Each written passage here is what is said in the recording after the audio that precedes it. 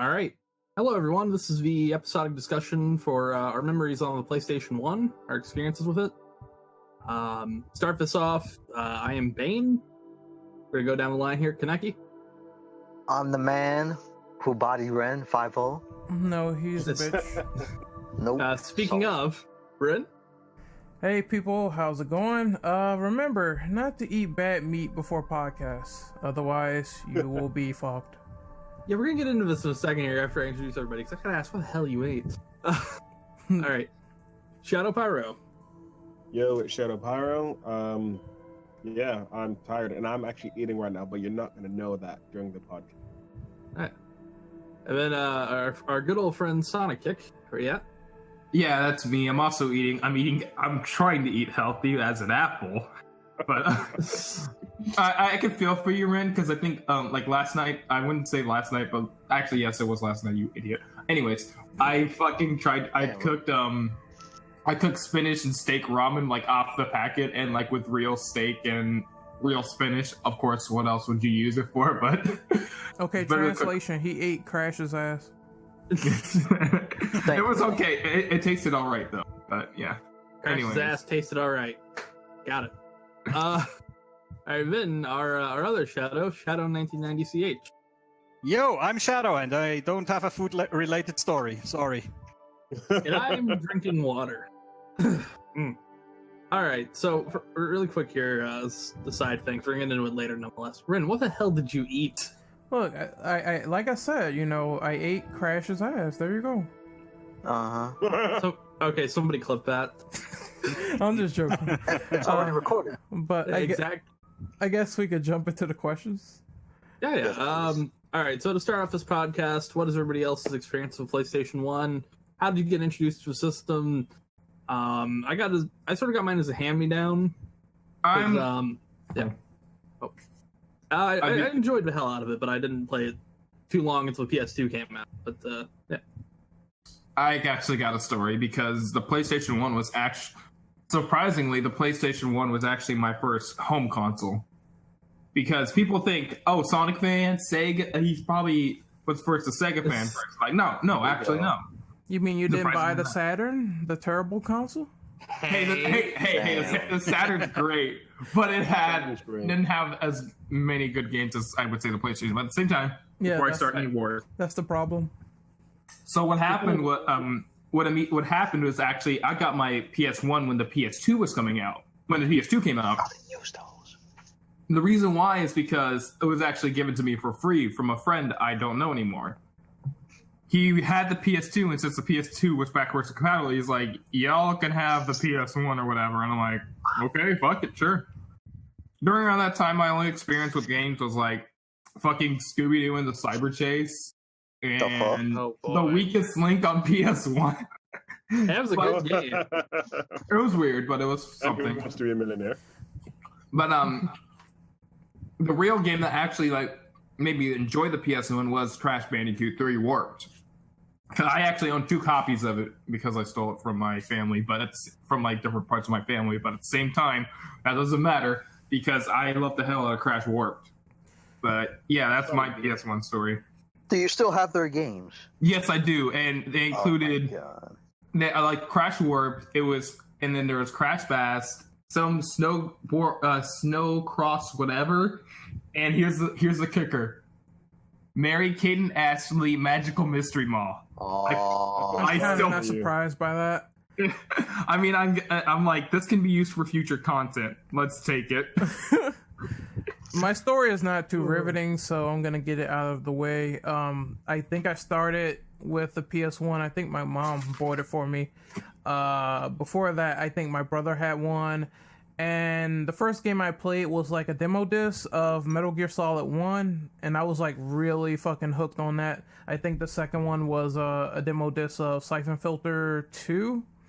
And afterwards, it was just like an exchange of getting content and getting like games from my friends at school, because we would exchange like PS1 games. So I would say, here's Metal Gear, you can have this for a week, and he would say, I have Siphon Filter, you can have that too. So it was really good. I think more games that I played was Crash 2. That was really fucking good. That was a great game. So afterwards, I just kept the console for years. My mom kept getting stuff for me like Grandia, and I just kept playing more and more and more. So that's my experience with getting the PS1 console. Anyone else? Can I add one quick thing? I know it's not PS1 related, but I also stole my cousin's SNES because he wasn't using it anymore, and it was also collecting dust. You friggin' thief. Jesus, you thief. Damn. Cut your hands off in Saudi Arabia, man. Gaming, let's go. Red-handed, everything. My gaming experience with PS1 first started when, where was I? I may have been in America at the time, but when I first got my own PlayStation, it was literally the actual PS1. But before that, I was going to friends' houses and everything. The first game I owned was actually Tekken. Yeah, no, back in America, it was for my Christmas. I was about 5, 6 or something like that. Got Tekken, and from then it was game over. And yeah, just no matter what, and getting my buying a chipped PlayStation 1 so I can just get all the free games. It's understandable. Can't blame me on that. I'm not a thief. Your hands will be safe for another day. I have other thief stories, but I won't tell them. Yeah, we'll say that for its own podcast. Yes. Yeah. Anyone else before we move on? Yeah, sure. I actually got my first the PlayStation 1 as a Christmas gift from my father, actually. Well, or let's specify this. He didn't bought it for me. He bought it for the whole family. And basically it was when I or my brother would come home from school, we would play a lot of PlayStation 1, but in the evening when my father was home, he would be playing Tomb Raider.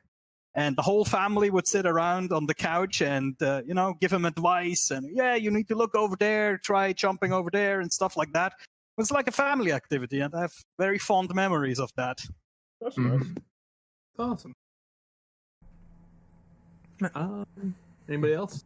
I think I'm not too sure. I think it was around the same situation as Shadows, where I think I got the PlayStation, or is it me and my brother got the PlayStation for Christmas?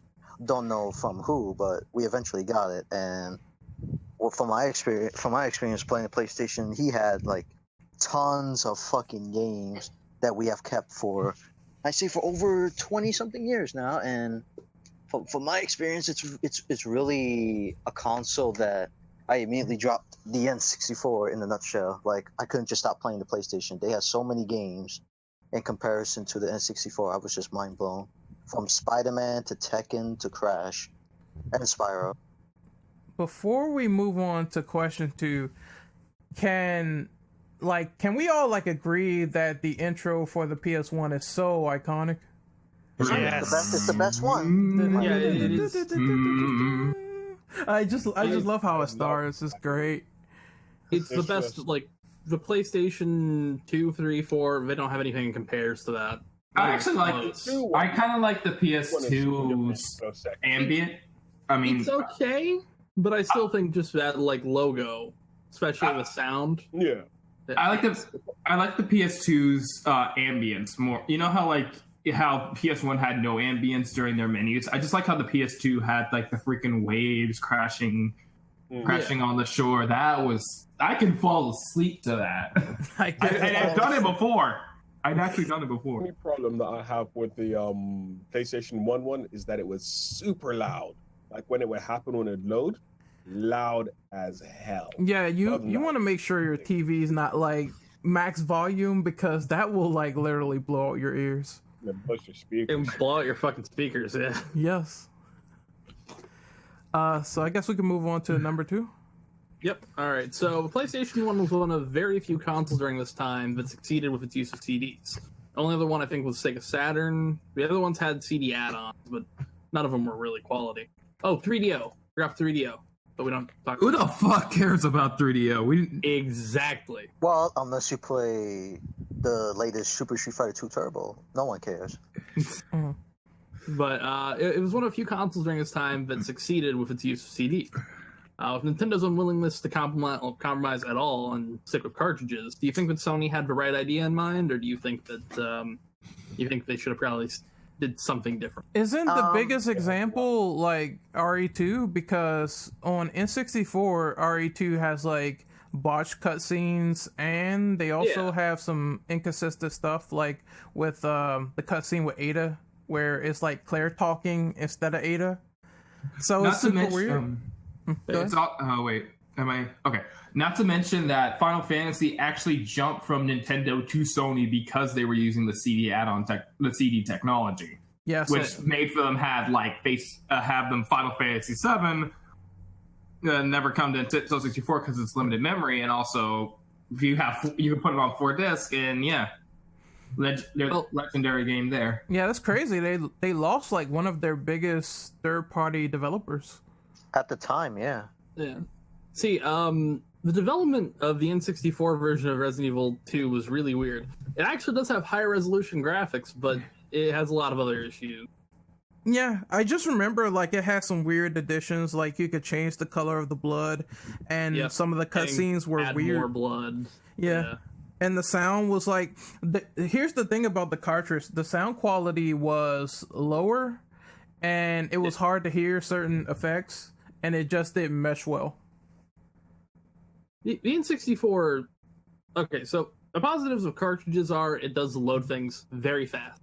Yes. But at the time, the storage was nowhere near close a CD, which, a CD you can put about 760 megabytes on a single layer, which not a lot in the long term, but that's way more than most cartridges of the time.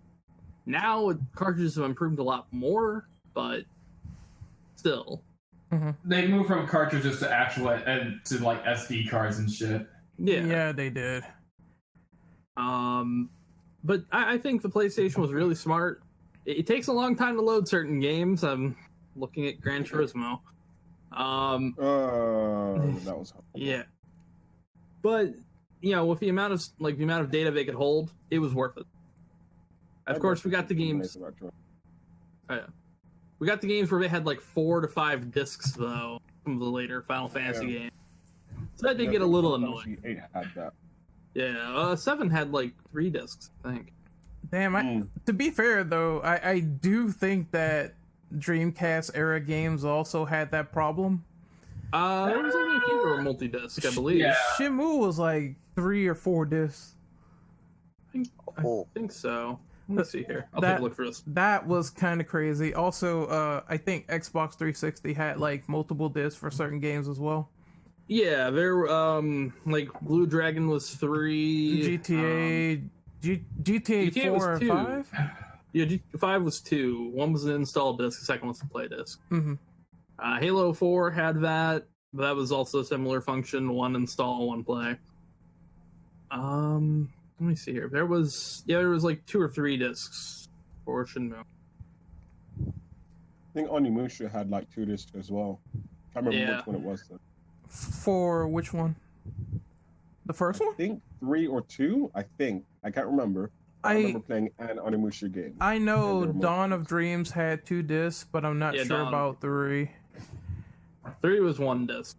Okay. I remember the Spider-Man on, the N64 didn't have like the cutscenes you would see on PS1.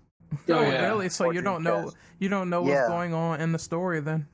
Yeah, so I'm wondering if that was also because of the cartridge at the time was limited and they couldn't put those cutscenes in. It had to be a limitation issue because the normal versions on the PS1 had cutscenes. I think that's why I went with the PS1 versions, because you would know what's going on in the game. The Dreamcast version of the Spider-Man game is actually the best version, apparently. Yeah, the graphics are just way better. So if you're gunning for quality, get the Dreamcast version. At the end of the day, the future which we are now living shows that PlayStation was right with choosing disc over. Oh, most definitely. Blu-rays yeah. can hold a lot. Definitely. Oh yeah. Ooh. Okay, so I have the size of the N64 game packs here. They range from 4 megabytes, so games like Dr. Mario 64 and a whole bunch of others, to 64 megabytes. Like Resident Evil 2 was on a 64 megabyte cartridge. Oh man. And now that's Yeah. just a very small memory card. If that. That's oh, that's fucking tiny. You know, Nintendo, they had an understandable idea on sticking with cartridges. Cartridges did very well for what they were doing, but the size was a problem, and that really killed it. Yeah. You can put a whole That's bunch what on a she said. CD. But my Mario 64 though. I just Well, think that okay. one can't like really help but call it like very archaic because of the data. And again, that really limited good games on that platform. That's why a lot of people didn't like it. Yeah, and it's a shame because Nintendo, they were doing some good shit first party that gen, but the third parties wanted nothing to do with it because they couldn't do shit with the amount of size. Limitation. Yeah, you had great games came out of it though, like Turok, but I mean, when you can hold like 5 times the that size of a cartridge on one disc, why would you stick with it? Absolutely. All right, so I All guess right. it's time for my favorite question, number 3. Oh yeah, number 3. List some of your favorite titles in the PS1 library. I'm gonna quickly rapid fire this one. Are we Silent going to Hill 1. limit the amount? I mean, Let's it could do be 5. Yeah, 5 is good enough. Yeah, because Okay. otherwise we'll be on a tangent for hours. Oh, and yes. This part will just take like 30 minutes. Woo. I'm gonna rapid fire mine. Silent Hill 1, Twisted Metal Small Brawl, Twisted Metal 2, Gran Turismo 2, and Resident Evil 2. There's a lot of 2s. The sequels win. Oh yeah. What but- are mine? Mine is Tekken 3. Yes. That's where I got good at Tekken and fighting games in general. Capcom versus SNK 2. Was that on PS1? Wait, 2? No, sorry, no. I'm because I spent so much time on that game, I just count them as one in the same generation. Oh, I have to take that back. I'm taking it back. I'm sorry. It's fine. So Tekken 3, Crash Bandicoot 3, Warped, Oh yes. great game. What else is there? Metal Gear Solid Snake Eater. No, I keep doing this. You keep doing PS2. I was like, Metal wait, Gear, Metal Gear that's Solid. one generation ahead. Close. Yeah, Metal Gear Solid 1. Metal Gear Solid. What else? I can't. There were so many things I remember playing on that. I want to say there was the Silent Hill demo. I just had a lot of fun with because I was scared pantsless out of it. It's awesome. Alright. Other games and Wild Arms. I love Wild Arms. Oh. I got mine. So I'm gonna say Star Ocean 2, Spyro 3, Crash 3, Resident Evil, and it's coming to me. Metal Gear Solid. There you go. Okay, Did I say Metal Gear Solid twice or no? you did. It's I just did? good. It doesn't work. Doesn't matter. Yeah, it doesn't matter. Just go with it. Oh no, I didn't. Okay. So mine's are Metal Gear Solid 1, Resident Evil 2, Resident Evil 3. That was a great game. Spyro, and obviously Spider-Man 1 for the PS1 because that game Damn it. was so good. Damn it, Ren. The characters are super great. I just love that game so much. Yes. So I guess for it's your me- turn. For me, it's obvious. My always number one game for PS1 will be Spider-Man, and the other 4 games I like. What I grew up with the PS1 is Crash Bandicoot. I think the first one. I know the sequels were the better games, but I had more memories of the first game growing up. 3 would have to be, despite it being an inferior port to the arcade, was the first Marvel vs. Capcom game. Because I felt so in love with how Capcom was doing those crossover games. I just wish Infinite would have had that same treatment. I'm sorry, we don't see Valhalla in this household. Thank you very much. Shade. Fuck the fighting game division for Capcom at the moment. 4. 4, I would have to say Tekken 3. despite my love for Tekken 2 at the time, I like Tekken 3 better in terms of the story between each characters, the combat improvement, and overall it was like a revolutionary to the Tekken series. I think it was revolutionary to fighting games in general. Oh yeah, you're right. It was also the most selling fighting game at the time too. Yeah, I think that year it sold the most for fighting games. Yeah. For Tekken 3? Yeah. Tekken 3. Yeah, Like, that was their most successful one on the PS1, right? Yeah. It was like I don't think it was hard. Mhm. No. And number five, I can't decide, but it's gonna be a tie between I recently played Bushido Blade and that Yu-Gi-Oh game for the PS1, Forbidden of Memories. Didn't even know they made like Yu-Gi-Oh for PS1. That's new to me. Yeah. Oh yeah, there were I a can't few of them. Yu-Gi-Oh got popular near the end of the PlayStation era, so most of the games were PS2. Yeah. Well, I mean, if it makes money, then you got to keep making more. I mean, Exactly. they only just stopped making sports game. Well, as far as FIFA is concerned, they only recently just stopped making them for the 360. I think. They're still doing those. Yeah. Yeah, no one cares about that. Or at least no one should care. I don't like sports games. They make money though. Okay, so I'm just gonna say this for the record: simulation sports are terrible. It's like the most terrible thing ever. But action-like sports where you can just jump in, there's no rules, is so cool. This is why I love like stuff like Blitz. I think Blitz was on the PS1 as well, if I'm not too mistaken. Street games as well. Street games are. I know. What was it? The latest Blitz. When was the latest Blitz came out? I think it was on sale. It was the last one on the PS3. Yeah. Did you pick that up yet? Nope.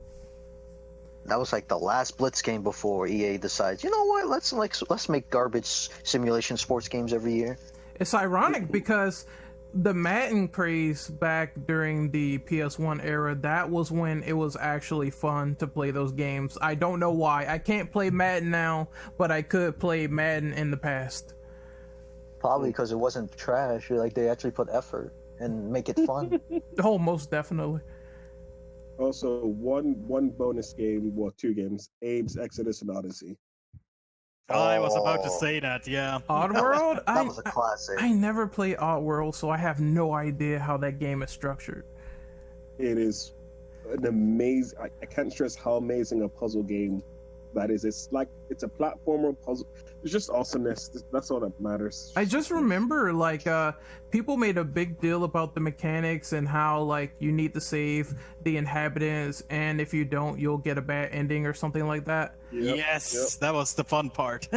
Yes, because seeing all the little creatures die, and you get a bad ending, it's like, okay, now I got to do better and actually save them all in a second playthrough. So I think that's pretty cool. Yep. Oh wait, I'm sorry to interrupt. I got a bonus game to put out. Thrill Kill, the game EA didn't release, Oh yeah, they didn't release it. but it was really fun. Wu-Tang take that on. Happen? Yeah, they took the engine and made the Wu-Tang game, Yeah. Yeah, 36 Chambers, I think it was called. Man. and they also have that fucking Wu-Tang controller. Which... If only Thrill Kill would have been released, because from what I heard when it was the making of the game, they want to like compete with Mortal Kombat in terms of the blood, gore, and all that. Oh, it definitely would have. Definitely would have. Oh man, fuck you, EA. By the way, that Wu-Tang controller is fucking awesome, and I want Oh, one. damn. Well, I mean, if you want to unleash your inner Negro, then you can get Looks that like a controller. boomerang. I thought to unleash your inner Negro, I thought that was just to play Def Jam. Yeah, that too. But this is not the PS2 podcast. So, Oh no, Fight for New York Fair though. enough. Fight for New York though. that is a good game, really good It's game. wonderful. But I think we can move on to the next one. Wait. I'll just fire off my 5 that I have yeah. for my. Somebody already said Oddworld, Abe's Odyssey, amazing. Metal Gear Solid, also amazing. The first Crash Bandicoot, Hey. And then Overboard, quite a bit of obscure pirate game. It was really fucking fun. And GTA, I really like that as well. One or two? The first one, actually. I kind of like to. I had it. I kind of like it. This. I still have the second one. Yeah, I had the second one, and I'm like, yeah, this game is really good. All right, so are we jumping into the worst ones now? Yes, we are. Sure. Unfortunately, Okay, I got this one really fast here. Two of them I'll just name off really quick. Yu-Gi-Oh! Forbidden Memories, one of them. I actually fucking hate that game. And then Alone in the Dark, The New Nightmare, which I know there are people that like it, but some people's opinions can actually be wrong. Oh yeah. Fuck that game. I never played it, so I have no opinion. Understandable. All right, that's mine. I'm only given two. Let me see. Worst games that I played on the PS1. Well, no one should play Spawn the Eternal. It is absolute garbage. Yeah. It's so bad. It's like you're playing as Spawn and he's big and clunky. The game tries to play like Tekken and it doesn't work because the inputs suck and Spawn sucks and his powers suck in that game. And the environments are so dark and bland. It's like you're walking into walls like 90% of the time when you're in the subway or something. I have one more game really fast Go here. ahead. I'm sorry, I forgot this one. Batman and Robin, the video game. There we go. Batman and Robin. Why does that sound so familiar? It's based off of the film, but it's awful. Is that the one where the controls are so hard to really Is that the one with correspond to your Mortal input? Kombat controls? Yeah. No, it's sort of a sandbox one. It's really bad. Yeah, that era of Batman games like supposedly was really terrible back then. They also had Batman Beyond: Return of the Joker on the PS1. I don't remember that game. I just remember Batman and Robin. Well, let me look at these ratings real quick. Some people other thing liked it apparently. Okay. The other thing I have to say about the Batman and Robin game is, everybody was bitching about that Superman game. I'd rather play that. Jesus. I mean, the Superman game, I feel like the controls aren't too horrible as people were saying they were, but I still think it's pretty mediocre game either way. Oh yeah. But I was thinking of like PS1 titles I hate. I don't really hate a lot of titles like in the PS1 library, especially. And I know like Scooby Doo and the Cyber Chase was my first PS1 game. I kind of wish it wasn't because it set like my quality standards really low for some reason. I think. Yeah. But that's. I want to. You might, if I feel like coming back, I will. But like for the most part, I'm trying to think of like a bad PS1 game I played. But yeah, I can't really think of one right now. I can think of like a bad PS2 game I played. Wait a minute, What's Bubsy up? 3D. Oh yeah, That's my favorite 3D. game, you know that? No, I mean, like that's an obvious punching bag, but at the same time, I know someone who actually owns the game physically. it counts for something. It definitely does. Bubsy was an attempt. I don't think I have anything else to say about it other than it was an attempt. Okay. Nobody knows an attempt to what it was, but it was an attempt. Hey, Ren, you forgot. You tried. Ren, you forgot one game. I'm about to name this game right now. Hellboy for the PlayStation 1. Oh my! Did that come out like yeah, I see. 2004? I seen gameplay of that. It looks, man, the character looks so bad in that game. Holy shit! I know it's PS1 and I'm nitpicking, but he looks so terrible. You have to see him in action. I'm pretty sure that came out in like 2004, just to coincide with the movie, like the localization of it. That was the problem. So yeah. Yeah. And also, Racing. Wait a minute. I like that game though. I enjoyed it, but it's one of my least favorite games because I grew up playing Mario Kart. The game itself isn't particularly bad. It's just like see what you're doing, and you're just not quite as good as Mario Kart. And to be fair, a lot of games were doing it at that time, but Crash Team Racing is just one of the ones I remember. Anybody else? So, yeah, one of the worst games I've played, and it's not necessarily that it's a bad game, but as a kid, I hated it because I didn't understand it. I had to look up what it was called because it was so forgettable. But it was called Riven, sequel to Myst. It was some weird point and click adventure game. It had like 8 discs or something. And it was. I saw this and it was like, what, 8 discs? This must be so cool. And I played like.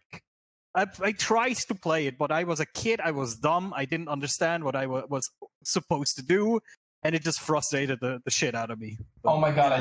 I'm now coming back because I now have all those games because I literally just looked up PS1 game bad, and I'm like, oh shit.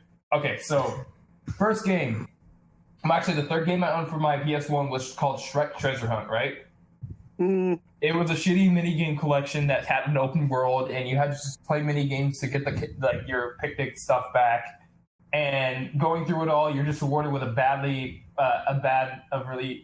basically the ending is just some shitty looking FMV, and that was all pixelated. You could barely see crap in it, and the game itself is fucking shit. Either way, I'm trying to out the thing. South Park, the first South Park game, and South Park. First South Park game and South Park Chef's Love Shack, which was literally just it was just a quiz game that had barely nothing to do with anything, and you beat in 5 minutes. And Barbie Explorer, I played Barbie Explorer. It was a rip-off Crash Bandicoot. Oh yeah, I was gonna say that. The levels, I played that demo out of curiosity, and the levels looks just like Crash Bandicoot, and also it plays a little like Tomb Raider where you're going around and exploring, but the controls are super fucking horrible and nothing works.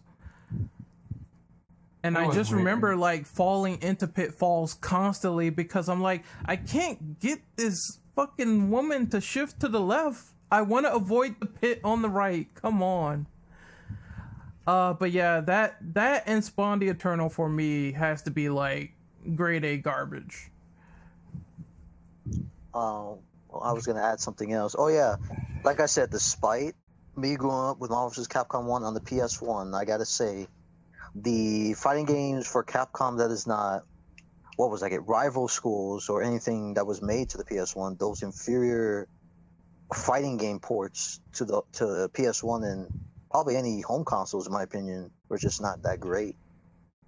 There were some good home console stuff, but it was just a downgrade compared to the arcade versions in terms of the limit storage. I'm probably gonna get some heat for this, but Tekken 1 sucks. Oh no, I agree with you. I don't think anybody will disagree on that. Yeah, Tekken 2 was great. Tekken 2 Kazuya was a good Tekken game. 1. Tekken 3, great game, but Tekken 1 was very, very rough around the edges. I don't know how to explain it, and the damage was busted. I remember playing with Paul, and I killed someone in one hit. And I'm like, you can what still do that. I know. In Tekken 3, actually, sometimes you can survive the burning Phoenix Punch, but because they nerfed that in 3. In 1 and 2, they were still broken. Yeah, and I just remember it's just not looking well, not controlling as good as the later Tekken games, and it felt like a mess. Hold on. You want to see Devil Kazuya Tekken 1? Yeah, Tekken 1. That's horrendous. Just when it comes to Tekken, it's you see how they made Street Fighter arcade, OG, just Street Fighter. Mm-hmm. You think, how did you manage to get a sequel, and how did that game manage to be so drastically different to the first one? Yeah, I know. I think that's kind of the same with Tekken. It's a solid game, but we need more.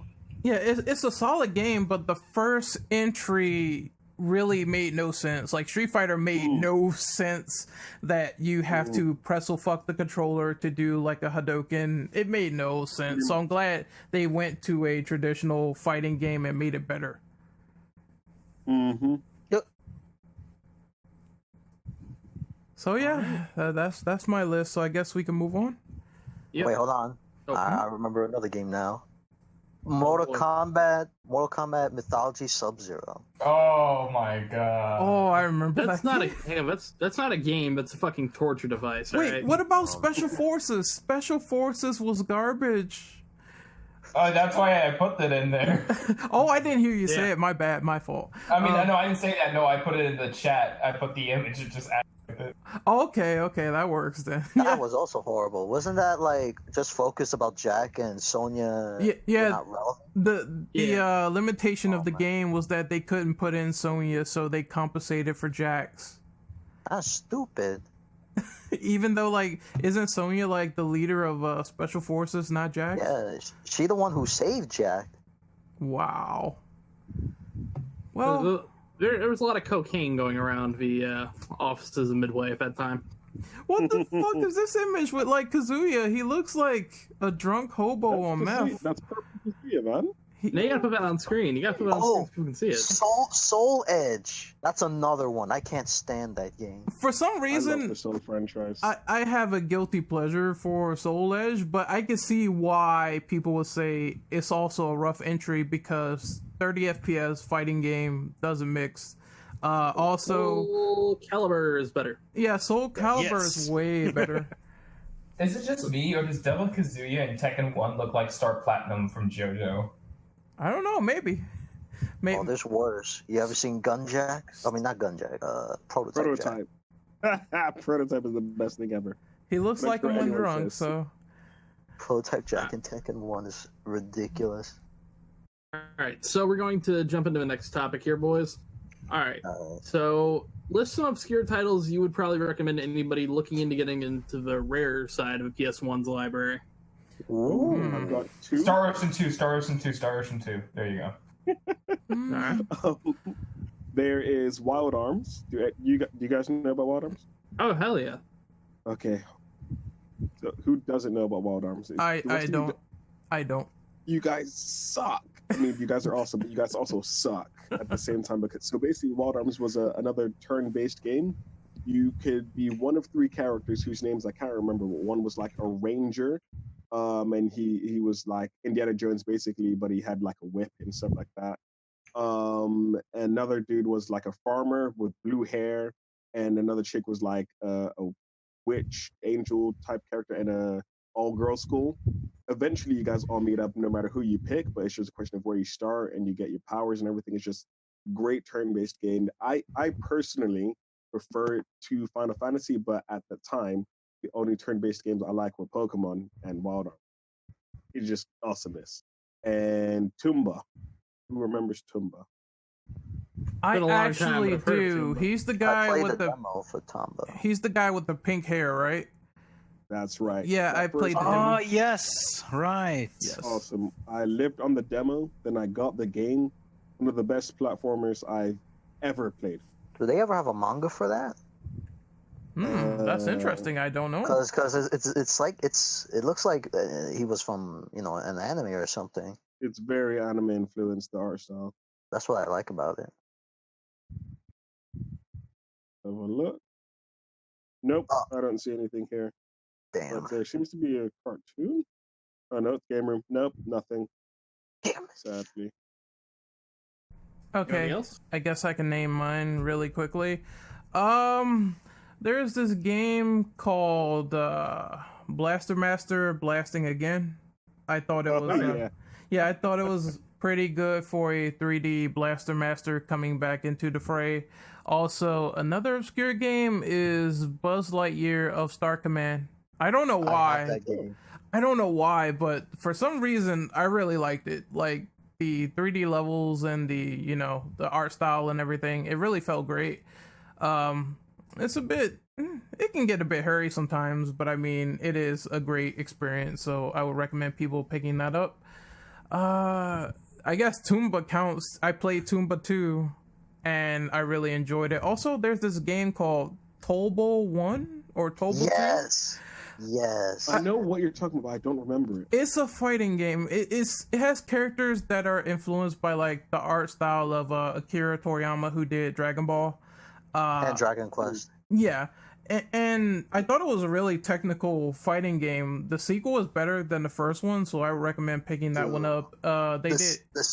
Go ahead. Sorry, go ahead. Oh, I was about to say really quickly, they did translate that version into English, so you can play it on emulators. Yo, the sequel had like over 200 characters from what I heard. And Oh, you had yeah. to unlock those. They had a lot. That shit was crazy. So like, I'm like, is that the only fighting game that had more characters than current gen fighting games? Probably so. 200 is a lot. The most I can think of is KOF that had like 50. KOF 14. That's probably that's the only game. Yeah, KOF 14. So far, it's the most. Tekken Tag 2? Tekken Tag 2 was a lot as well, but I just can't remember the approximate number. I think it's about 40. I want to say 42. I might be wrong. And I think Marvel vs. Capcom 2 as well had stats. Yeah. So it's close, but 200 is still quite a lot. 200 is a pretty That's big number. insane. Really quickly, there's two games I want to mention. One of them is my honorable mention for the best PS1 games that you should pick up, and the other one is an obscure title that I want to mention. But Metal Gear Solid 1, it was a masterpiece. The storytelling, the way that Kojima played with conventions, the way that Metal Gear Solid came back to a 3D format, it was kick-ass. Some of the best voice acting I heard in a PlayStation 1 game in a long time. That game kicked so much ass. David Hayter was amazing. The cast was amazing. The fact that so much extensive dialogue was poured into the plot and the story and everything.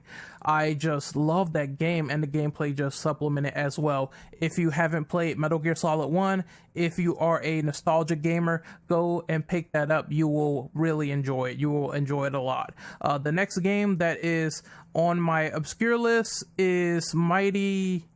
I almost said Mighty Number 9, didn't I? Mighty Number shit. It's not Mighty Number 9, trust me. It's called Wild 9. Wild 9 is a game by Shiny Entertainment, and it was a 3D platformer. At the time, 3D platformers were trying to make some sort of I don't want to say resurgence. They were trying to like just build the mold and do something different back then, because everyone was used to 2D platformers at the time, and they were converting over to the PlayStation 1. And Wild 9 is a great experience. You're a guy with an electric sort of beam that can slam people on the ground and kick their asses and fucking shoot people with missiles. What more do you want? It's scored by Tommy Tallarico, who also did the Terminator soundtrack for the Sega CD, and that soundtrack is kick ass. So pick it up, play it. A lot of people might not know about Wild 9, but I said my piece. We're gonna move on to the next person. So one of the obscure games that I always liked, it was on my top 5 here as well, is Overboard. It's like a pirate game where you play as a pirate crew. You control a pirate ship from like a top-down perspective, and you have to navigate to different levels filled with other enemies and like giant traps like boss saws and shit like that, and flamethrowers. And it had some interesting concepts back then that really blew my mind. You had like weapons that you could deploy like oil spills over the water that would slow people down, and then you could set them on fire with your flamethrowers. And then there were also like flying enemies that you could only hit with certain weaponry. It was kind of complex, but really, really fun. And it had fucking awesome music. Yeah. I think, would you consider Ape Escape within this realm of obscure titles? No. It is definitely a title that people played, and I think it was Sony first party, so it definitely got promoted a lot. I hear that. And I know someone else has said this for other things, but Bushido Blade, I think that's definitely obscure to people. That counts because I think I only played that game like once, and I never remember it being promoted outside of that. I would also definitely recommend Bushido Blade to people who are into fighting games, because it's one of those fighting games where you literally have, it's like also technical, Your but hits matter. yes, the hits does matter. Can't you like Right. one-shot people if you aren't careful? I just Yeah, remember that exactly. happening. Yeah. It's like Have a sword an anyway. yeah. It was like they made it like a real life samurai showdown type of Yeah. shit. You had like there's a character with like you had all your archetypal like stereotype characters like the samurai, the ninja, and things like that.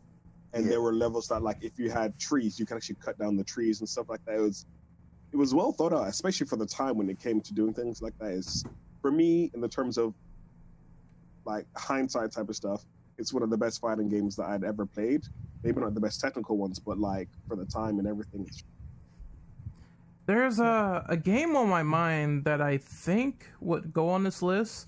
I only played it once, so the memory is fuzzy, but Brave Fencer Musashi. I think that was done by like Squaresoft. Also, if I butchered like Musashi, forgive me because I suck at Japanese. But yeah, I think that was a game that I played that was really fun. It was like a top-down sort of platformer, and I really liked it. But I need to get like more back into it because again, I only played it like for a short amount of time. But that probably would count because that's the Square stuff back then. I just remember like Final Fantasy and what was it, Parasite Eve being promoted a lot back oh then. wow, that game. I missed that game. Yeah, I played a bit of the first Parasite Eve, loved it. The second one I didn't get into that much, but I need to go back and probably do like a retro replay or something. All right. There is one game where it was a fighting game. They had ring outs where you could turn into an animal, and I can't remember if it's Bloody Bloody Roar. Roar. Bloody Bloody Roar. Roar. Did that That's- start on the PS1 or did it start on PS2? It started PS1. It was on PS1, yeah. I had the sequel, Bloody Roar 2, and it was fantastic. The combos you could do, and again, it's just one of those games that's just awesomeness. I think who developed that game? I forgot. Holy crap. It's been a long For a time. reason. I know. I know who owns the series now, but they're not gonna bring it back. Konami? Oh, Fuck yep. you, Konami. Yeah, that game's dead. It's dead now. Yep. Never gonna happen. Hudson Soft. Yeah. Rest in piss. Shit. Hmm. I know there was I might have a. to get- I might have I to know get that- that game back. I know there's another obscure game I had that I don't think many people played. Well, it was an Atlas game called Trap Gunner. Trap Gunner. Okay. Never heard of it. It was basically a strategy game that literally you gotta make your opponent move towards your trap, like a bomb or something like that. And like Kind of like the Sounds- Deception games. That sounds a lot like a PS2 game I owned, or was it PS3? Trapped? Yeah, Trap PS2. That sounds like that. really, That really sounds very similar, yeah. all I remember is I sucked at that game because again it was strategy involved, I was. and the computer can sometimes outsmart you, and which I can't do that. I was gonna put a game on there, but then I forgot. I think it was a bit mainstream. Gex. I think that was mainstream. People knew about it. It's relatively mainstream. Yeah. 50-50. 50-50 definitely. Like Gex, for me, it was one of those games that like it's probably some would consider it better than Crash and all these other games because it wasn't promoted as much. People don't know about it. Yeah. So Does so Battle you, Arena? Battle Arena Does Oh, Battle the- Arena the Toshiba city count? is. Potion. No, I never heard of that game. I think no. Actually, I saw like the case for it. I swear I saw the case somewhere at like Funko Land or EB Games. It was somewhere. I heard it was like, I think I want to say it's obscure, but it kind of doesn't at the same time because it was one of the first 100 PS1 games that came out since PS1 release. Yeah. And it was to show the graphics the PS1 can handle and shit. But all right, I think we can move on to the next Yep. question. All right. So, what is the most expensive PS1 game in your library? I'll answer this one really fast here. I have a signed by the chick who played Dahlia, a signed sealed copy of Silent Hill 1, which I'm pretty sure is worth a lot of money. Let me see. I think for me that has to be Symphony of the Night. No contest. That's just like $200 on other sites like eBay Jesus. or Amazon. It's expensive. Yeah, it is pretty Emulated. fucking hard to find. I don't know if this is counts, but y'all ever had the first Spiral disc where it says not for sale or not for resale? Yeah. I think to me, so go ahead. Was that on the greatest hits version?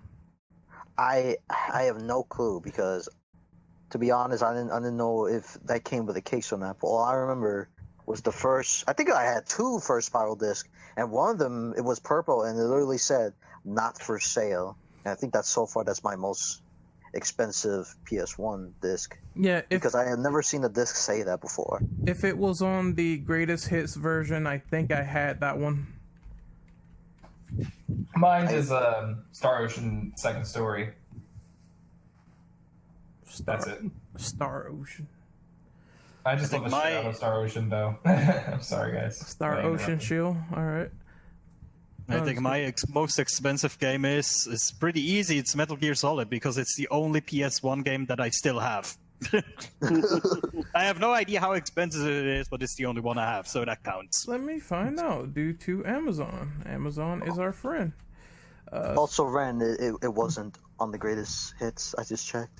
Oh, okay. That's the only version of Spyro I had, I believe, because I had to get Spyro late. I got that late. Hold on, I have the picture of it too. Let me go find it. Also, MGS1, if you want a new copy on Amazon, it's $100.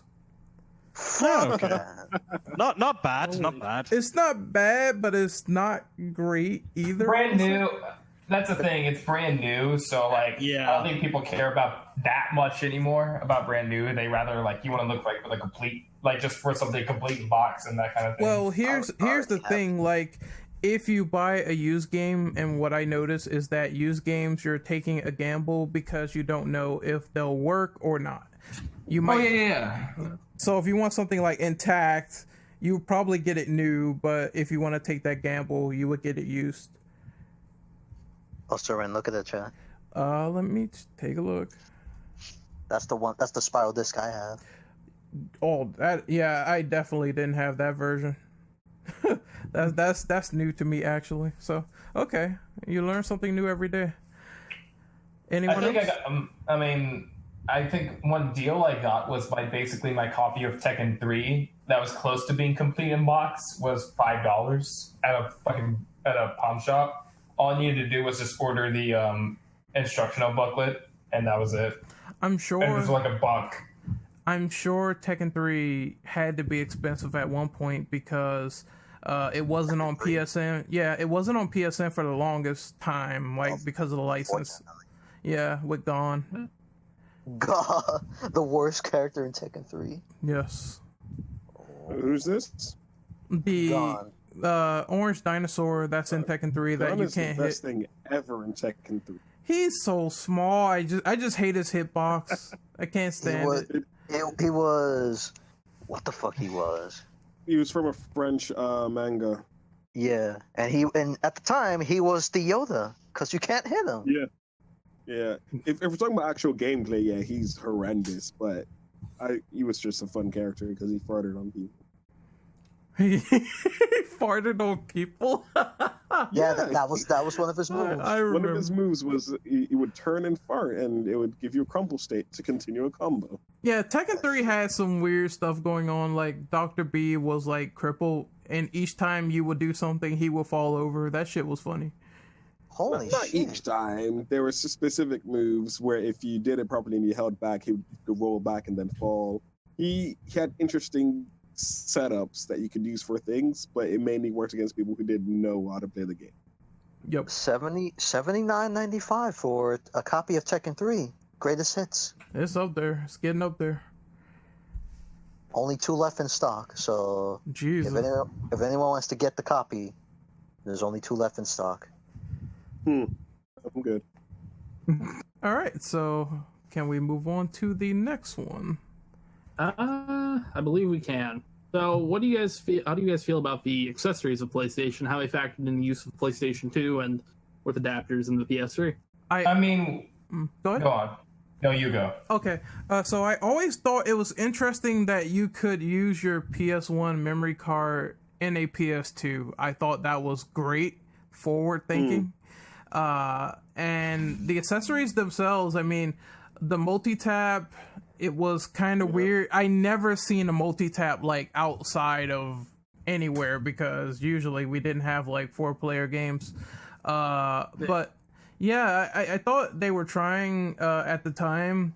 I just don't remember. I do remember the memory cards they had that held more data. That was cool too. And it had the LEDs on the front. I'm trying to think of other accessories. I know they had to have like gun cons and stuff like that because obviously Time Crisis and games like that. So that's pretty cool. No, They had an accessory. Sorry to interrupt. They had an accessory where, if you own the PS1 Mini or the small ass PS1 at the time, yeah. they had it where, they had it before they did it with the PS2. You could use, they have the LCD screen with the small PS1, and you could play it on there. Oh, that's instead so of using the cool. TV. That's so cool, but I'm sure that shit is like super expensive. Probably is. It was a Switch. It's pretty hard to find. Yeah. One's like $400 before. I didn't know they had like fight sticks for the PS1 as well. That's interesting. Really? Yep. Oh yeah. Yeah. That's crazy. I will post it in the chat and for the viewers. There you go. Oh yeah.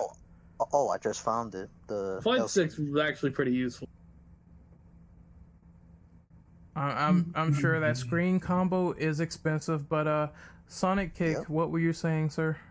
I was just saying, like, just the DualShock in general, because it's basically they've used the same controller design for their controllers ever since the PS1. If you think about it, you know, I know how the PS4 controller feels like an old PC controller, just modified to like PlayStation's desires or whatever, but they've just mostly used the same design that ever since, just mostly refining it.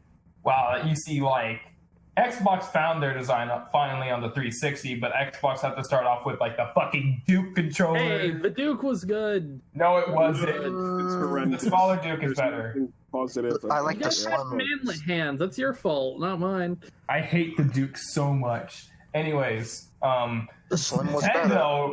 Fucking Nintendo. Okay, N64 controller is worse. That cannot be debated. Facts. Oh yeah. You got it is- N64, then you got the godlike GameCube controller, and then you have the Wiimote nunchuck, and now you have the Joy-Con.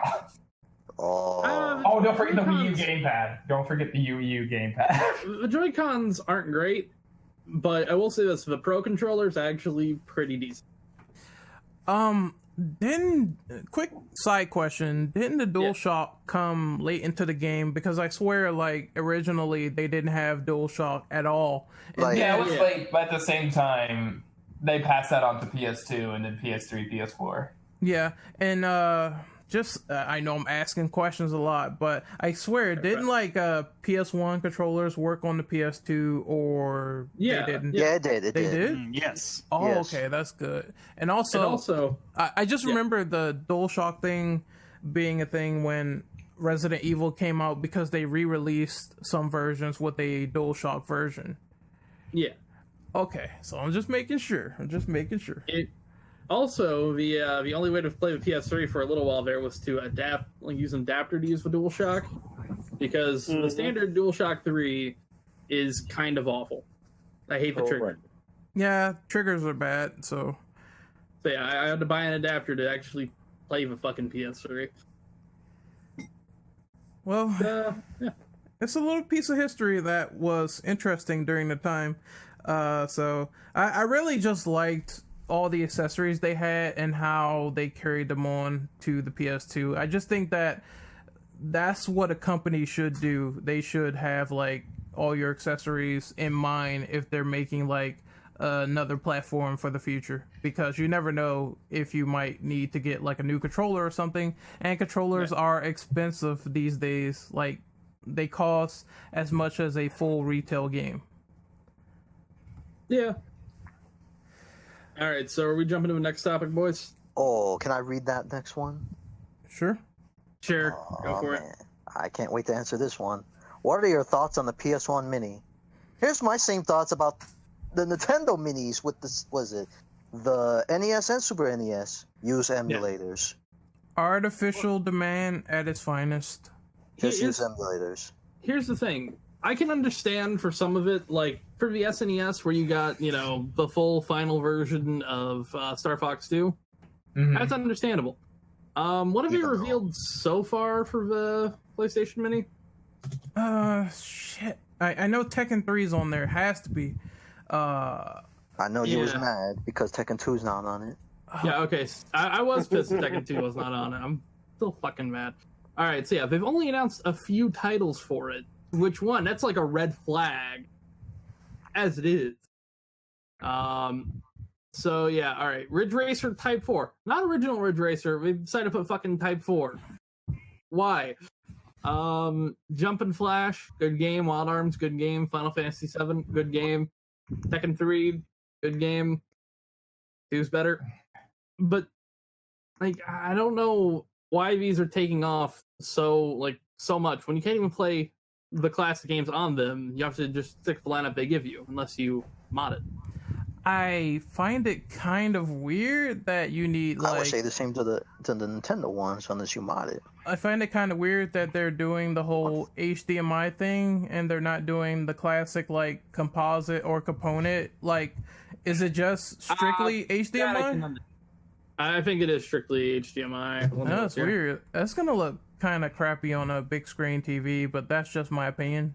Everyone's Well, Everyone's main issue also is it had no AC adapter. So I don't know what they're Yeah. planning to do. The AC adapter, I don't mind too much. Like, you can plug it in. Most TVs have a USB cable that's powered enough to power the thing. So Oh yeah. that doesn't fuck with me too much. But you can almost tell they're going to put out another version of this fucking thing with the dual shocks. Why buy this now when in like 6 months to a year they're going to fuck you over for another $100 for the 2 analog sticks and maybe a couple games that'll support it? Yeah, because I mean, you gotta put it into perspective. There were more games that were being made and compatible for DualShocks, so I don't see why they would just say, "Hey, here's the classic controller with like a limited selection of games." They're doing it to fuck you over in the future when they release a second revision of the PlayStation with the DualShock. I guarantee it. It's gonna Or just happen. wait for PS5.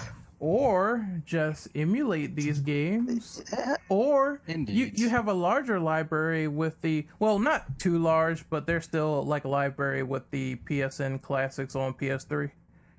Well, okay, even with like, all right, so on the like SNES and NES Classic, you get a pretty good variety of games. Mhm. Like, you get pretty much everything within the like what you would normally play. What are they gonna put on this where it's like you get 20 of them, but like what's the difference? What's added? What's gonna be changed? If there's no Metal Gear Solid, that's going to be heartbreaking. I'm just wondering what they're gonna do. You know?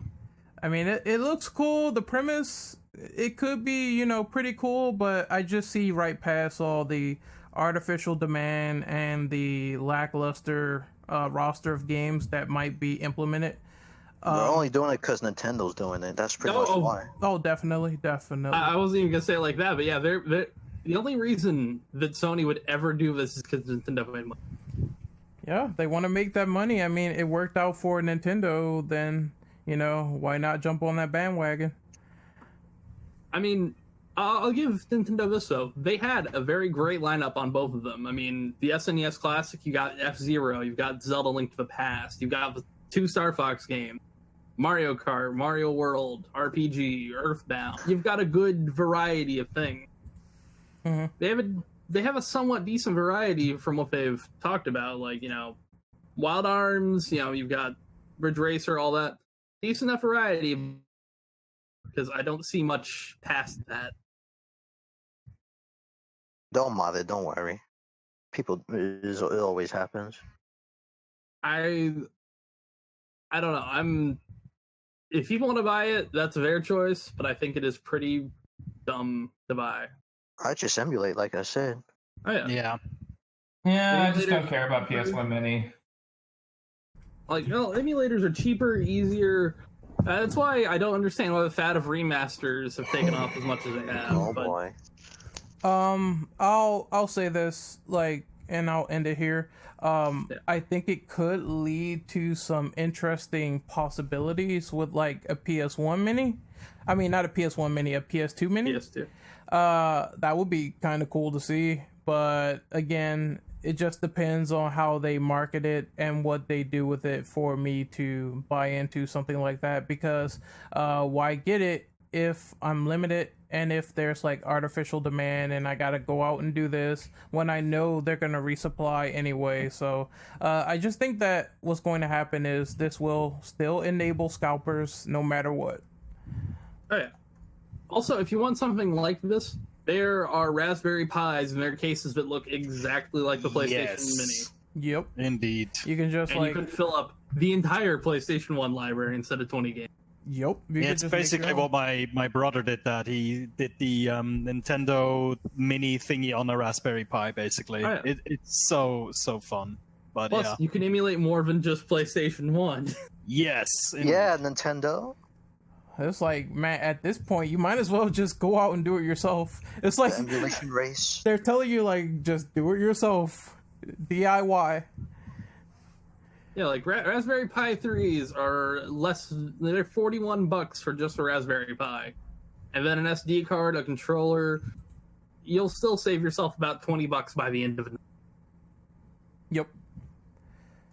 All right, so we got 3 more questions to go. So Bane, take number 9, which is All right. interesting. So PlayStation 1 was known for its extensive amount of demo discs, either bundled in magazines or Pizza Hut purchases, which I got a funny story with those that I'll get into after this. Do you have any experiences with these demo discs? Really fast on that one. The first thing that I ever got from the Pizza Hut box was All Dogs Go to Heaven 2 on DVD. I remember that one because I actually love that movie, but it's not a great movie. I had a whole bunch of PS1 demo discs, like Silent Hill. Somebody brought that one up earlier, the demo. I played the shit out of that before I got the full game. Yeah, anybody else? I believe that I got some from Pizza Hut. There was one demo from Pizza Hut. I don't remember, but there was Ape Escape 1 on the disc. And there was another one. There was another one where I played like Blasto, and there was the there was like a FMV for Resident Evil 2 because some demo discs had the trailers and others had the full game. So one of them had Blasto and the other had like FMV of RE2, I believe. I also played like MGS on demo disc as well, so that was pretty cool. I remember having there was also like PlayStation Underground, which was really big, Oh and I remember Silent Hill 3 had a demo disc, and I don't know why. I always thought it had a version of Silent Hill 3's intro with Paint It Black by the Rolling Stones on it, but it turns out it was a YouTube video I found later. It's crazy how they could actually make a killing doing that stuff again, because I remember there was advertising for the multiplayer of Uncharted 3 by going to Subway, and I actually went there. It was actually like they gave me a code and I played it. So people would actually like go out of their way to get demos if they could, if it was like cross promoting. Yeah. I know they even have like. Do they have like PlayStation Underground magazines? They did. Because I know they made fun of Nintendo at one point where they said, "Oh, the magazine don't just let you read; it lets you play." That was like, damn, you gonna do Nintendo like that? Yeah, but that goes back to Sega, and then we do a Nintendo or something like that. So I mean, man, it's like, Nintendo been getting around for ages. Console wars were fun back then. Now it's like really, really tedious. Now and it is stupid. now it's don't be nice with it. It's fucking autistic sometimes now. Yeah, I could give less of a shit about console wars. Just play whatever the hell you want to play on. The fucking I think, people I think on now every there's- side. There's not enough variety right now. I mean, there's only really, when you break it down, there's only really two consoles that people care about: it's the Xbox and the PlayStation. No one, in I'd the say grand they scheme, kinda no care one about all cares three. about the Switch. They care Actually, about Nintendo. Is the Well, Switch three of being them have thrown good under the shit bus going right now? Sorry. I say, is the Switch being thrown under the bus right now? I feel like more people care about PS4 and Switch than Xbox and PS4.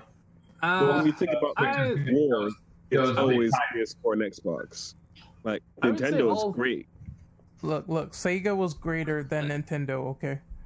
It was. straight up. Oh, yeah. It was. Streets of Rage was a better game than Final Fight. It was facts. If it wasn't for a fucking Saturn, Sega might actually be around today. Yeah, that's unfortunate, but that's like another podcast for another day.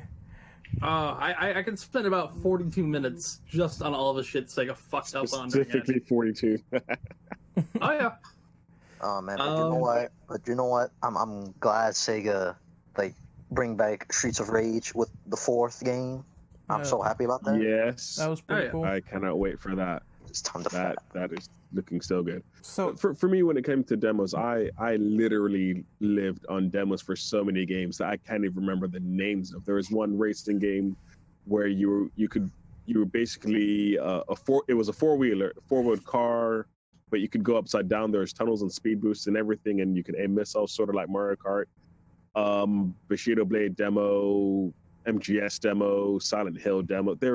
I have like a folder of like over like 50 or 70 CDs with just demos on there. And I love all of them because it's just so much fun. I really liked the demos for Jet Moto and Gran Turismo. Love those games. That was like classic racing game fashion to me. It was great. You ever played the sequel? Jet Moto 2? Yeah, it's really fun. I did. It is really good. So anyone else before we move on? Yo, no, sorry. There was one game. It was part of the obscure games. A game called Moho. It was made by Rockstar. I think it's Oh, Moho. yeah. I've never heard of it. Let me find it. It is. It's basically. Do you guys remember BattleBots? I Yeah. heard of the name. I remember. No. In the terms of you could have your main character, you have to go through a gauntlet of things. You had invisible arms like Rayman. You punch things and you have special powers. It's a solid game. That is something for the obscure games thing that I just remembered. Moho. Yeah, I just remember with demo discs, because I'm a native German speaker, a lot of these demo discs came with games in English. And back then, I was a kid. I didn't speak the language, and sometimes I was just lost. So I had no idea what I was playing, but it was fun, just random shit. You would just do stuff, and you wouldn't understand what you were doing, but it was fun. And two demos that I really remember well are Spyro, and I think I also got a demo for Medieval. Oh Those are yeah, Medieval. Absolutely another great good game. games. Medieval. They is were- solid game. Completely forgot. Yes. I'm waiting for that remaster though. Yeah, Medieval was pretty fun. I remember Oh. playing like the And- first one and being blown away by the first level because it was so much exploring and fighting monsters, and I loved like the horror environment. It was pretty cool. Yeah. Also, shut up. That's how it There sounds. was- Sir Daniel sounds like. I don't know, you sound like eating shit. No, I'm not. No, I'm talking to Connect. There was another game where you are a vampire and your name's Razel. Kane. Legacy, Legacy of Kain. of Kain. Yeah. Yes, that was Yes. also great. Solid game. They need to remake that as well. And could he Wraith? Was it another character called Wraith? There's some- I think one of something- them was Razel, the other one was Kane, the vampire. Yeah, that's probably what it was. Yeah. Could be. Oh well. But that's a solid game. They need to bring that back. I wish they would, but unfortunately, they keep shafting the writer, Amy Hennig, on games. I think she was working at EA. Now she's like independent. Yeah. She was also on the Uncharted series. Yeah. And I love the writing of Uncharted 1 and 2, but 3 is all over the place. But that's another story. So's 4. I I can I'm agree not the with biggest this. fan of 3 and 4 when it comes to writing. I agree, but 1 and 2, All right. good games. From my experience with demo, I think this was the only demo I ever experienced when it comes to PS1 demos was Interactive CD Sampler 3 was where you can play demos of Ridge Racer Revolution, the first Crash Bandicoot, and Tekken 2 with characters like Jun and Lei Lulong, and there was another demo. Oh yes, King of Fighters 95. That was like Oh wow. the greatest demo I've ever played back then, and that was like the only one I used to own until I don't know where it is because I think it's lost at the moment. I lost it somehow. 95 is the one where they introduce Iori, right? Iori, yes. Yeah, if that's the case, then I played that one because I believe they were the only 2 playable characters in that demo. It was Iori and Kyo. Oh yeah. It was also the game that introduced the returning of Geese Howard. Oh, awesome. Yeah. Or was it 6? I think it was 6, 96. Probably was. I never played that one. Yeah. All right, so Mr. So, yeah, Bain. Also, if you The guys next- check the chat, you can see the picture of Moho, and hopefully you'll know what I'm talking about. Oh, I think I've seen that game. Okay, so how did everybody feel about the PlayStation 1 classics on PS3, the purchase ability? And how do you guys feel about PlayStation 1 emulators on PC? I like PlayStation 1 emulators on PC that just need some of their shit with like some of the graphical errors. Other than that, PS1 classics on PS3, cool. Kind of wish you have it on PS4 instead of having to do all these remakes to play them on PS4 or whatever. Gotta Yeah, make that money. yeah. So some of them where it's like for convenience sake, it's worth buying because where it's like okay, yeah, it's hard to find or it emulates poorly, but see, I have a feeling that a lot of these remasters aren't really worth it. Oh yeah, I Like, can understand that. I know, I I don't love Shadow mind. of the Colossus. I don't mind real quick. I don't mind the idea of remakes if they do something interesting with them. Yeah. But again, yeah, they do need the classic PSN classic on PS4 because again, people do want to buy those old games, and since Sony keeps ducking out on backwards compatibility, that would be a great idea because I don't like how the PS2 to PS4 store is coordinated. It needs to be Yeah. updated. There's some like the only thing I've bought on there. I bought I think it was Rogue Galaxy. Thanks that name of that game. So I like that game a lot, and I want that game to get money.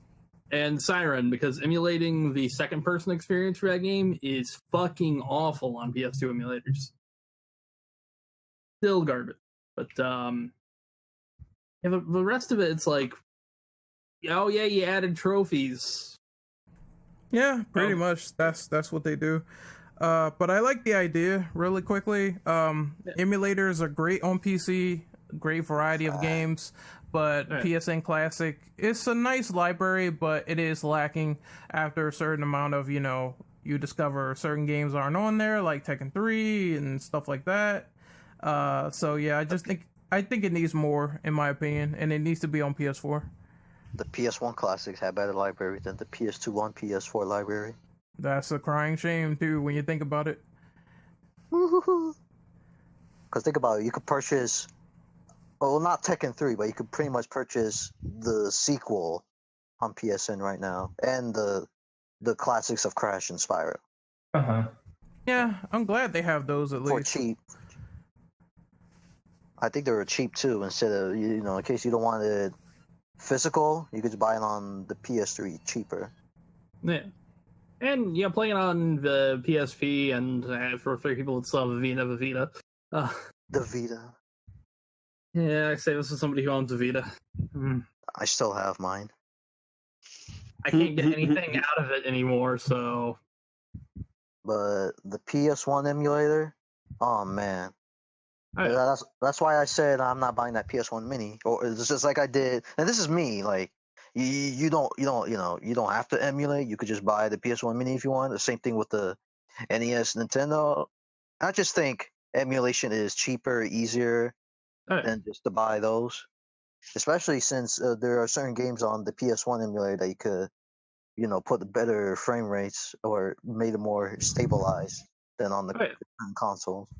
And also, it just for value. Think about it like this: if you're going to spend like $40 or $100 on something, why not just upgrade some parts in your computer and be able to emulate more than just the PlayStation 1 and more than just 20 games?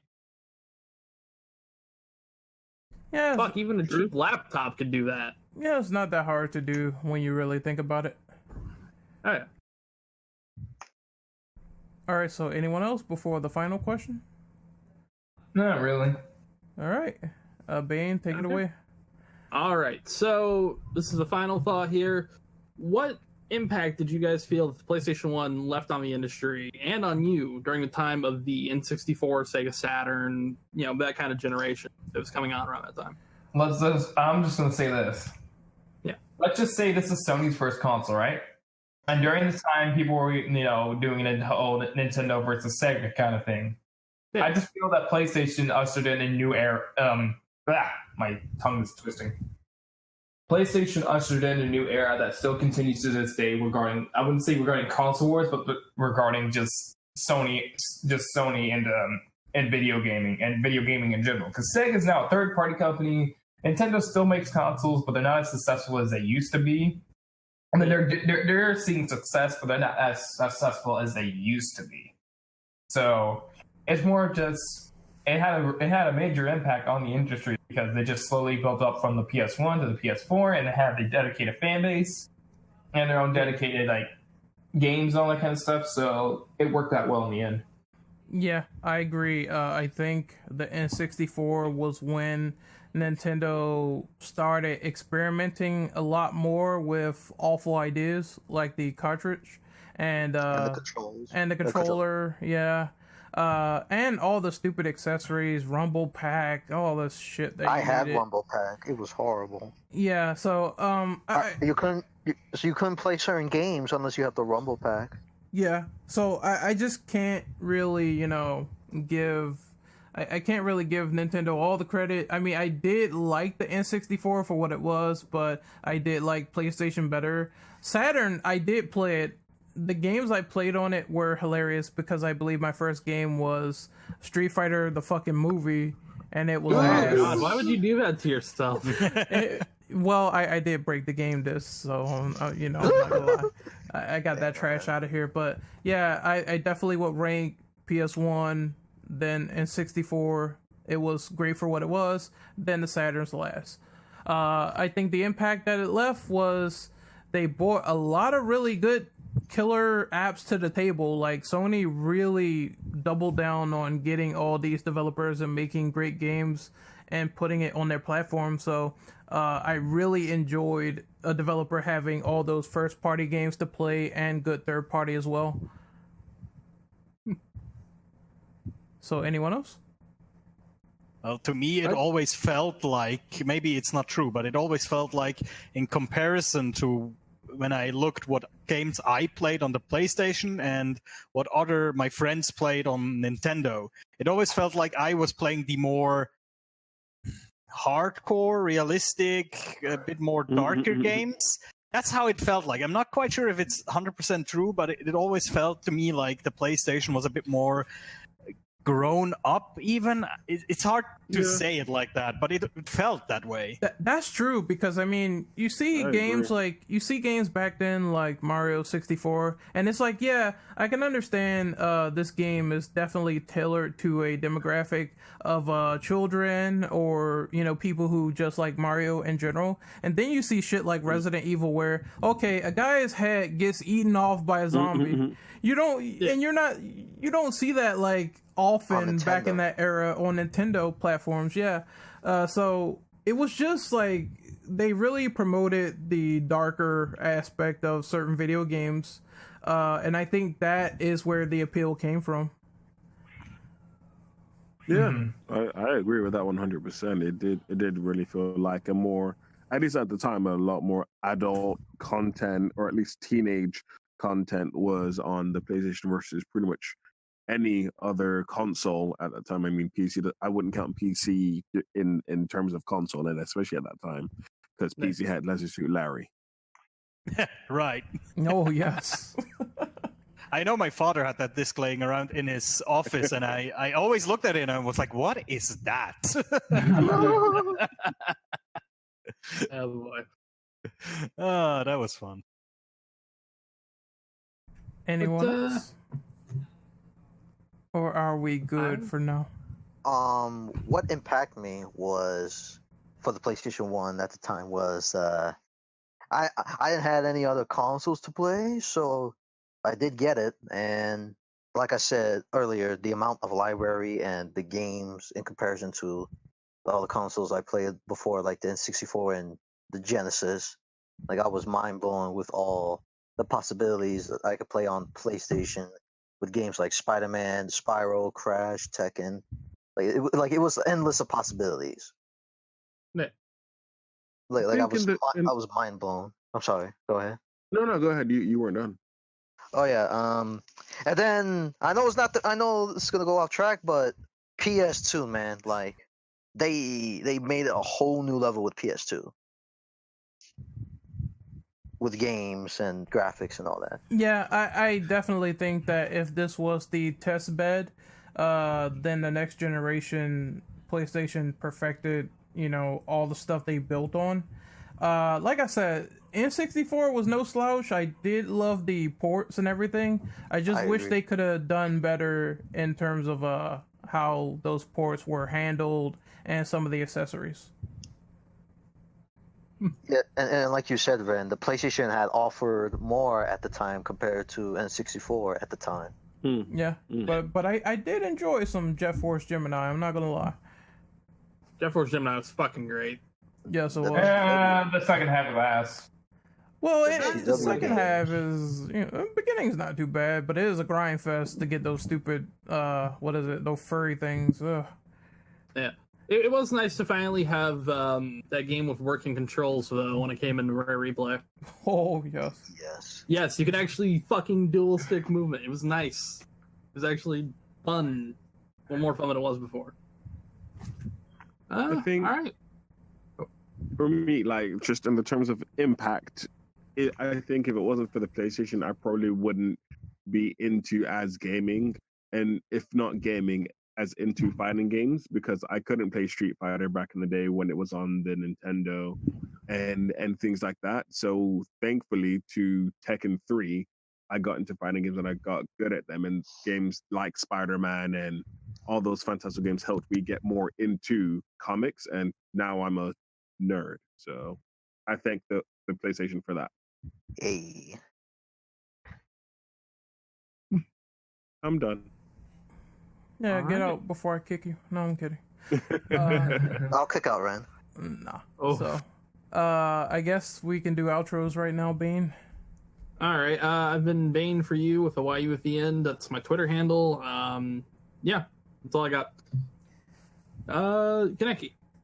You can find me on Twitter, Twitch, and on YouTube under the same name as Guru War Order. And bring me Soul Calibur 6 already. That's gonna be my next fighting game to play. Renegade Operative. You can find me on YouTube at Renegade Operative, Twitch, Renegade_Operative, and Twitter at RenOperative_. You can also find them in Pornhub and Xvideos. Hell no. Yes. And Ren XXX. underscore transsexual. Yes. What the Damn, fuck, I didn't say that man? now. Bane, you need to get slapped. I'm done. Look, Oh, you'll Alright, you'll find me on the section of jerking off on white girls' faces. Oh, you see? There you go. huh. Yeah, that's what they call them. All right. Man, get out of here. Shadow Pyro, where can they find you at? You can find me on Instagram and Twitter at DSPyro with an underscore at the end, and on YouTube with DSPyro. Like you've got DS, then there's a space in between the Pyro, PYRO. Yeah. Find me on those. All right, Sonic, Trust where me. can we find you? He's in Hello? he's in the furry section right now, so give him a minute. Damn. Sonic? Oh, he's really in there because he's not responding. All right, let You me can chill on the grip it and rip it, fam. Come on. grip it What and the rip fuck? it. What the? All right. Oh shit! What happened was There you go. my mic was messing up. Hold on. Sure. Okay, Mm. the mic. Anyways, Mm. What's youtube.com/CSoftSonicKick and SonicKick2 on Twitter. There you go. All right, and the second Shadow here, Shadow 1990. Where can I find you at? You can find me on YouTube, Twitch, and Twitter as Shadow1990CH. Hey. All right. So this was a pretty good podcast. Our experience with PlayStation 1, our time with it. It's only an hour and 30 minutes. Not too long, so. It Perfect. felt a little bit Decent. longer by the end there. Just don't play Hellboy on PlayStation, ladies and gentlemen. Don't play Spawn the Eternal. For the love of God, just don't. All right. Don't. We will see you folks later. Peace.